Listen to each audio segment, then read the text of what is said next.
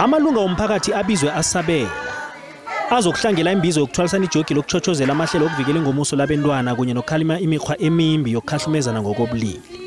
Abahleli bembizo basungulene nenjamiso ezilekelela umphakathi ngelwazi elimalungana nokubika izehlakalo zokukhahlumezana. Kunezinto ezifuna ukuthi umuntu akhulume, so thina we are able ukuthi masihleli nomuntu asitshela inkinga yakhe sikwazi ukumreferela endaweni erehe labo ayothola abantu abakwazi ukukhuluma naye abantu bengqondo. Inkhulumi bezidlegana estage zithi awuphele umukhwa omumbi lo. Abomma esikhathini esiningi bahlangana eSociety bayokupheka.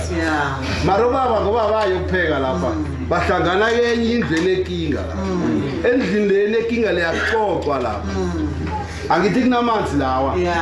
Behlangano yezamalungelo obuntu nelekelela amahlelo enhlangano zomphakathi bayawabuka amajima afana naleli. Okunye obengasiza kakhulu ukuthi benze i-door to door ukuze bazofinyelela la kuma issues la angareportiwa. Bomnyango wezobulungiswa eMpumalanga bakhuthaza imindeni ukuthi yenze nencwadi zamafa ukubalekela izipi zombango nasele umnini pahla angasekho. That's where domestic violence ingena endlini. Uthola ubhuti ashayana nobhuti or ubhuti ashaya umama or ubhuti ushaya usisi wakhe. Sibangani indlu. Ngokunjalo nomphakathi uyazinikela ukuvikela abantwana. Ufuna ama-event anjengalawa siwa-attende, sisupporte, sisekele futhi abomama nabantwana bangahlukumezeki.